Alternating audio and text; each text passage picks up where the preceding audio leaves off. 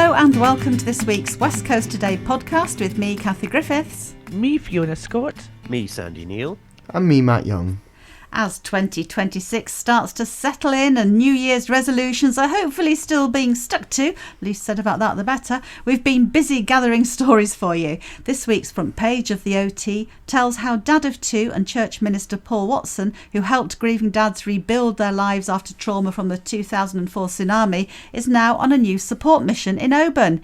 He has set up a dads and toddlers group to help busy fathers network more and enjoy precious time with their youngsters.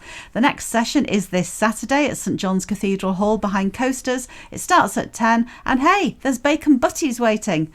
And if you're aged between 16 and 30 and want to play a part in deciding how £2,000 worth of Scottish Government money can be spent on youth projects across Argyll, then get yourself to Waterstones in Oban this Saturday to find out more. There are already 8 other similar rural youth action teams in Scotland, and the Oban one would be the 9th and is starting off as a pilot, with hopefully the chance of more to come and more money to give out too. It's not a big demand on time, just this first meeting to get a team together.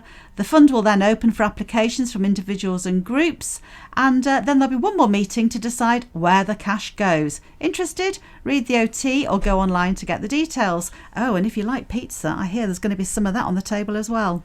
Fee, what stories have you got for us? Oh, Kathy, I just want a bacon butty and pizza now. Oof. New Year's resolutions, Fee, vegetables and salad. That's the way forward. Back to the news. They went out the window in the second, Kathy. Well, this week in Lochaber Times, we're reporting on an almighty furore that kicked off back in December when a local charity's AGM had to be adjourned due to what members described as disruptive behaviour. Lochaber Action on Disability has defended the decision to abandon the meeting, stating that disorderly conduct from non-members proved too distressing for the board and staff in attendance. Local councillor Sammy Cameron was refused entry to the meeting, and we hear from him along with the charity's management about how the closure of a cafe sparked off the events.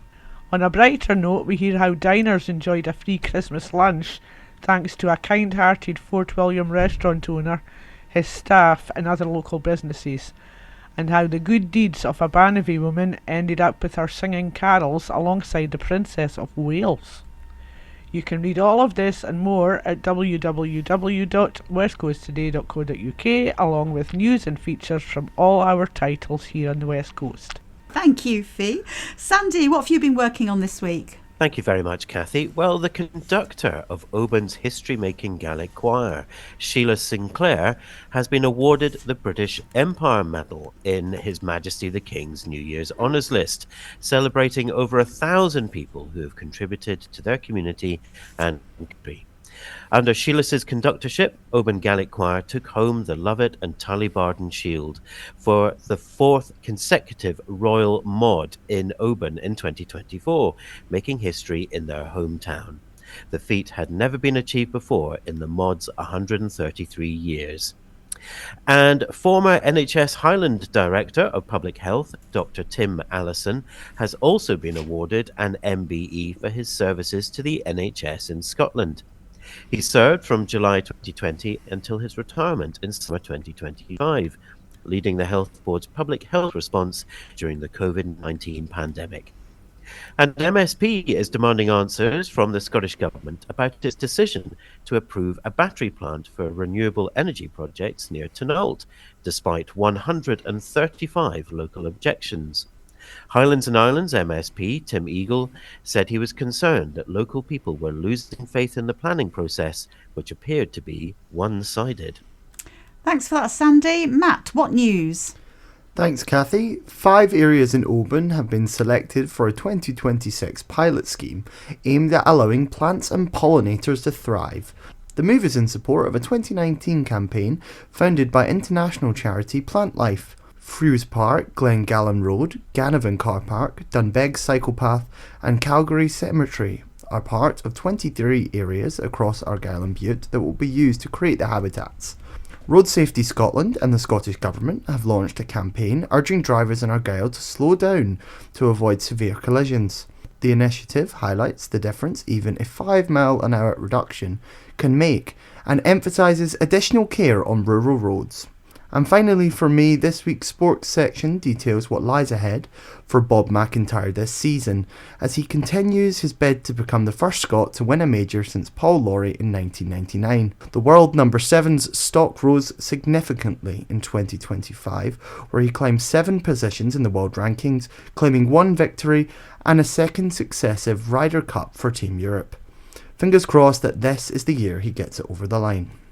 Thanks, Matt. That's it from us this week, giving you just a taste of some of the many stories we've lined up for you. Stay warm and safe till next time. And meanwhile, if you have a story or photograph you'd like to share with us, you can email us at editor@obantimes.co.uk or editor@lochabertimes.co.uk. You can also call us on 01631 568 000 and you can get in touch via our social media platforms. Don't forget to pick up a copy of this week's papers at all the usual retail spots, and you can also get all the very latest by subscribing to www.westcoasttoday.co.uk. Happy New Year for everyone. Get stuck in there, but leave those chocolates and biscuits alone. There we go. Goodbye from me, Kathy Griffiths. Bye from me, Fiona Scott. Bye from me, Sandy Neal. And bye from me, Matt Young. Bye-bye. Bye. Bye.